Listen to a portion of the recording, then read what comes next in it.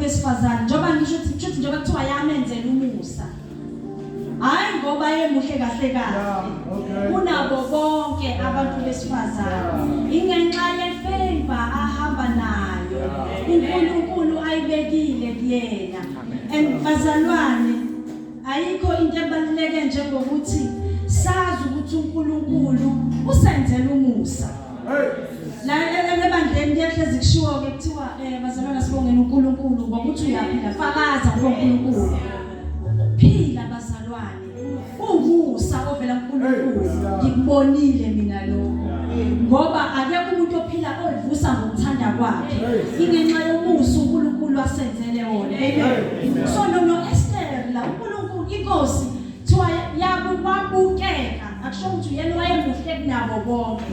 inkosi yamenzela umusa wabukeka engathi muhle kunabo bonke abantu besifazane ukuze afakwe esikhandleni sikankosikazi loselaphiliwe osekhishiwe uzongena yena azoba iqueen uyacabanga uzokhishwa icrown yokuthi umntwana kaNkulunkulu ungazi ukuthi nomuso ngabanani kule crown ezokhishwa uzithola usuhamba kwezinye indawo ezithukayo ivangeli kodwa ubuwazi ukuthi uNkulunkulu wenzela umuso kangakanani uhamba kwazi ukuthi uyiqueen Yesu